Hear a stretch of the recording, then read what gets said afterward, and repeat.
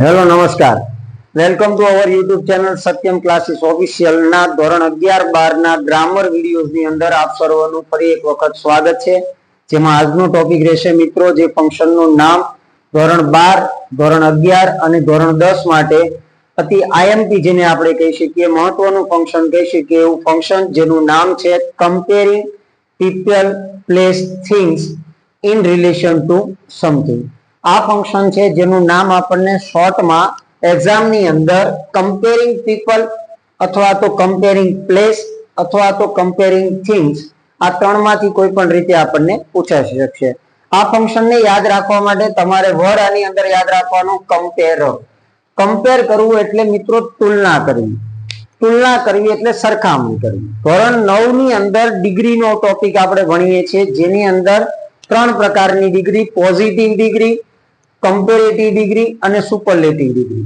એ જે ત્રણ ડિગ્રી આપણે ભણવાની આવે છે એ ડિગ્રીનો ટોપિક છે એ આ ફંક્શન ની અંદર ઉપયોગમાં આવશે। એટલે ટૂંકમાં આના યુઝની વાત કરીએ, આનો ઉપયોગની વાત કરો તો કોઈ બે વ્યક્તિ, કોઈ વસ્તુ કે કોઈ સ્થળની જ્યારે બીજા કોઈ વ્યક્તિ, વસ્તુ કે સ્થળ સાથે તુલના કરવાની હોય, તુલના છે ને આપણે મોટા ભાગે કઈ રીતે કરતા હોઈએ છીએ કે બંને એક સરખું છે અથવા બંને એક સરખું નથી અથવા એક કરતા બીજું ચડિયાતું છે અને ત્રીજું કે સૌથી શ્રેષ્ઠ છે।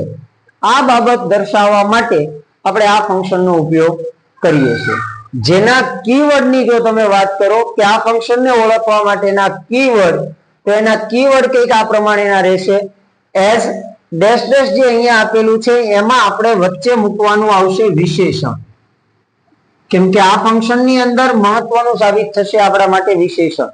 એઝ પ્લસ વિશેષણ પ્લસ એઝ, ત્યારબાદ સો એઝ, ત્યાર પછીનો વર્ડ આવશે વેરી ફ્યુ અને વેરી ફ્યુ એનો ક્લુ છે પણ એને એમસીક્યુ માંથી સિલેક્ટ કરવા માટે તમારે યાદ રાખવાનું કે વેરી ફ્યુ સાથે શું હોવું જોઈએ વાક્યની અંદર એઝ અને એઝ હોવું જોઈએ। ત્યારબાદ નો અધર, તો નો અધર ની સાથે વાક્યમાં શું હશે, સો એઝ આપેલું હશે। ત્યાર પછી અહીંયા આપેલો છે કીવર્ડ કે વિશેષણ જે આપેલું હશે એને ઈઆર પ્રત્યય લાગશે, ધેન એની અધર અથવા તો ધેન મોસ્ટ અધર। ત્યાર પછી સુપરલેટિવ ડિગ્રીની વાત કરીએ તો જેમાં આપણે શબ્દો મૂકીએ છીએ કે વન ઓફ ધ પછી વિશેષણને કયો પ્રત્યય લાગેલો હશે, ઈએસટી પ્રત્યય લાગેલો હશે। વિશેષણને ઈએસટી લાગેલું હોય આ સિવાય અમુક વખત વન ઓફ ધ શબ્દ નથી હોતો, માત્ર તમને વિશેષણની ઈએસટી પ્રત્યય પણ આપેલો હોઈ શકે। એટલે આટલા કીવર્ડ તમે યાદ રાખો જેનાથી આ ફંક્શનને આપણે ઓળખી શકીએ છીએ। હવે આ ફંક્શન માટેના ક્લુની જો તમે વાત કરો કે એની વાક્ય રચનાની વાત કરો કે કઈ રીતે વાક્ય રચના એની હોય છે, તો સૌથી પહેલા આપણે વાત કરીએ એઝ વિશેષણ પછી એઝ અથવા તો સો અને એઝ બંનેની વાક્ય રચના સેમ બને છે, કોઈ ફેરફાર છે નહીં। જેમ કે વાક્ય રચનાની શરૂઆતમાં આવશે કર્તા।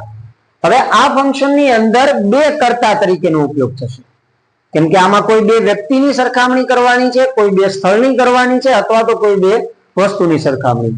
જે પ્રથમ કર્તા છે અહીંયા મૂકીશું, ત્યારબાદ ક્રિયાપદ જેમાં સહાયકારક ક્રિયાપદનો ઉપયોગ થશે, એમિઝાર આપણે બોલીએ છીએ તે। ત્યાર પછી એઝ આપેલું હશે, એઝ ન હોય તો શું આવે, ત્યાં સો આવશે અને એના પછી આવશે વિશેષણ। ત્યારબાદ પાછું એઝ અને પછી અહીંયા જેની સાથે આપણે સરખામણી કરવાની છે, જેની સાથે તુલના કરવાની છે એ બીજો કરતા અહીંયા મુકાશે। જેમ કે એક્ઝામ્પલ જુઓ, Narmada is as long as Ganga. Narmada એ ગંગા નદી જેટલી જ લાંબી છે। હવે આ સેમ વાક્યને સો એઝ થી બનાવો તો પણ આ રીતે બનશે કે Narmada is so long as Ganga. એટલે આમાં કોઈ બે નદીની તુલના કરવામાં આવેલી છે, બરાબર। એ રીતે માનો કે કોઈ વ્યક્તિની તુલના કરવી હોય તો તમે એ રીતે વાક્ય બોલી શકો કે Rahul is as clever as Ravi, કહી શકાય વાક્ય રચના પ્રમાણે। અથવા તો સો એઝ નો ઉપયોગ કરવો છે તો Rahul is so clever as Ravi, એટલે કે બે કર્તાની વાત આની અંદર થઈ જશે। તો એઝ અને સેમ એ રીતે સો એઝ। ત્યાર પછી બીજા કીવર્ડ ઉપર આવીએ મિત્રો કે જેની અંદર કીવર્ડ છે વેરી ફ્યુ।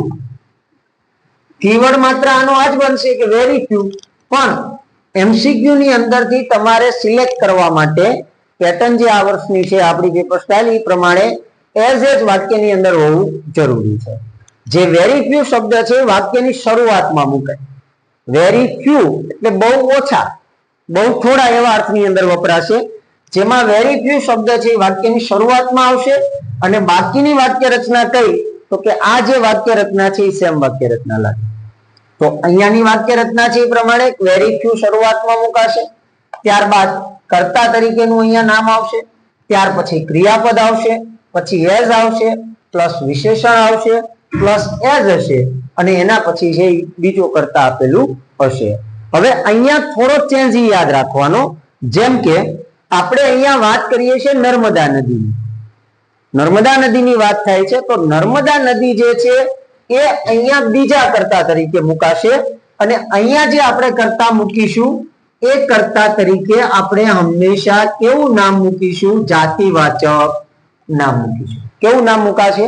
જાતિવાચક નામ ત્યાં મુકાશે. અને એ પણ જાતિવાચક નામ તમારે કઈ રીતે મૂકવાનું છે એનો ક્લુ તમારે યાદ રાખવાનું છે કે અહીંયા આપેલું જે જાતિવાચક નામ હશે એ હંમેશા બહુવચનની અંદર આવશે.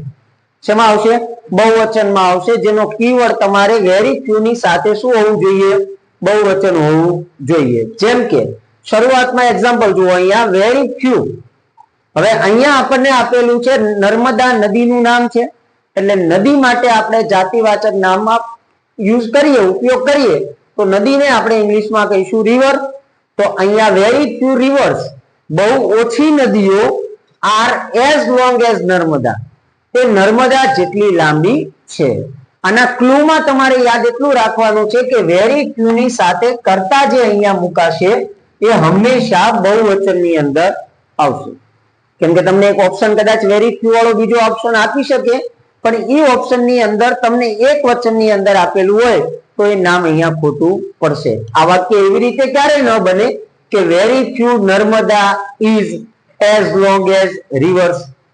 તો એ રીતે વાક્ય ક્યારેય બનતું નથી. જેમ આપણે અહીંયા બીજું એક એક્ઝામ્પલ લેતા જઈએ છીએ, હમણાં બોલ્યા હતા એ પ્રમાણે કે વેરી ફ્યુ. હવે હમણાં વાત કરતા હતા આપણે રાહુલની, તો રાહુલ માટે બોય શબ્દ વાપરીશું. તો very few boys are as clever as Rahul. બહુ ઓછા છોકરાઓ રાહુલ જેટલા હોશિયાર છે. એ પ્રમાણે તમે કહી શકો, બરાબર. ત્યારબાદ જો નો અધર વાળું વાક્ય જેની અંદર ઉપયોગ થશે સો એઝ નો. તો જેમાં જુઓ એની વાક્ય રચના નો અધર, પછી સેમ વાક્ય રચના છે અહીંયા હતી, પણ ચેન્જ માત્ર એટલો કે વેરી ફ્યુ માં એઝ અને એઝ આવે, જ્યારે નો અધર ની અંદર કયો શબ્દ આવશે? સો અને એઝ આવશે. જેમ કે નો અધર પ્લસ કર્તા પ્લસ ક્રિયાપદ પ્લસ સો પ્લસ વિશેષણ પ્લસ એઝ અને અહીંયા આવશે કર્તા, જેની આપણે વાત કરીએ છીએ તે. હવે અહીંયા જે રીતે આપણે જાતિવાચક નામ મૂકીએ છીએ તો અહીંયા પણ જાતિવાચક જ નામ આવશે અને એ જાતિવાચક નામ આ બે એમસીક્યુ માંથી અલગ પાડવા માટે યાદ શું રાખવાનું છે? અહીંયા કેવું આવશે? એક વચનની અંદર નામ આવશે.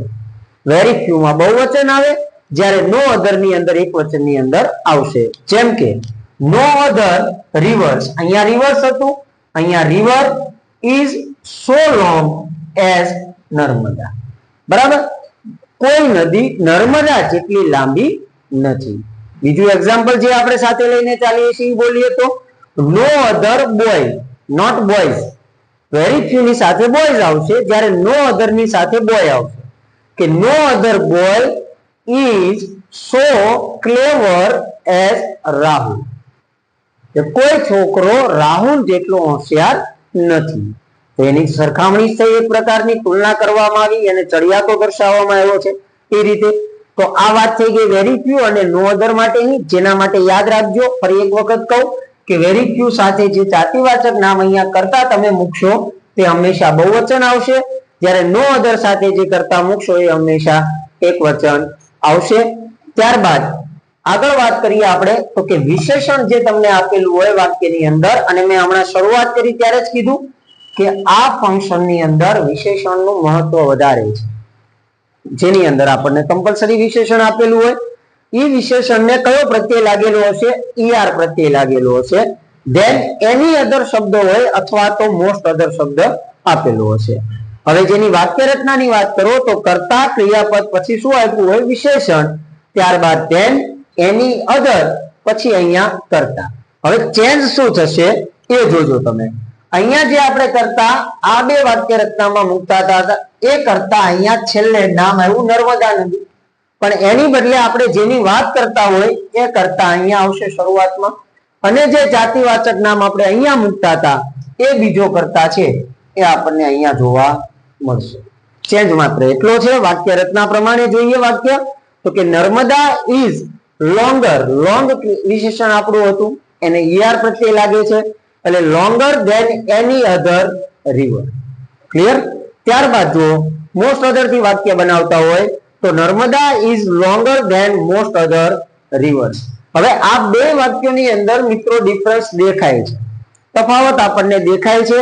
ચોખ્ખો સ્પષ્ટ તફાવત કયો જોઈ શકીએ કે અહીંયા જુઓ તમે રિવર્સ અને અહીંયા આપેલું છે રિવર, જે એક વચન અને બહુવચન આપેલું છે. તો તમારે કઈ રીતે યાદ રાખવાનું છે કે જ્યારે એની શબ્દ આવે છે એની શબ્દ ત્યારે અહીંયા કરતા જે મુકાય છે એ હંમેશા એક વચન મુકાય અને મોસ્ટ ની અંદર બહુવચન કરતા આવશે. એમસીક્યુ માં સિલેક્ટ કરવા માટે આ પણ એક વસ્તુ યાદ રાખી લેજો, બરાબર? કેમ કે એની ની સાથે એક વચન આવશે અને મોસ્ટ ની સાથે બહુવચન આવશે. બની શકે કે આપણને એક જ વાક્યની અંદર આ ફંક્શન પૂછાય તો જેમાં એકનો એક કીવર્ડ ના બે ઓપ્શન આપણને આપેલા હોઈ શકે. તો એમાં એની અધર હોય તો એક વચન, જ્યારે મોસ્ટ અધર હશે ત્યારે બહુવચન મુકાશે. ત્યારબાદ જો આપણે જો વાત કરતા હતા એક્ઝામ્પલ અનધર બીજું લઈને જે આપણે ચાલીએ છીએ એની વાત કરીએ તો વાક્ય એવું બનશે કે Rahul is cleverer than any other boy. Rahul is cleverer than most other boys. બરાબર? બોય અને બોયઝ આટલો ડિફરન્સ છે, આની અંદર યાદ રાખવાનો છે. ત્યારબાદ જોઈ લો વન ઓફ ધ, અને અહીંયા જે આ પ્રત્યય લાગેલો છે એને આપણે શું કહીએ છીએ? સુપરલેટિવ ડિગ્રીમાં ઈએસટી પ્રત્યય આપણને અહીંયા લાગશે. હવે અહીંયા જો એની વાક્ય રચના કે કર્તા પ્લસ ક્રિયાપદ આપેલું હોય પ્લસ આપેલું હોય આપણને વિશેષણ, પણ એમાં કંઈક વધારે શ્રેષ્ઠ બતાવવા માટે થઈને આગળ શબ્દો મૂકેલા છે. વન ઓફ ધ પછી વિશેષણને કયો પ્રત્યય લાગશે?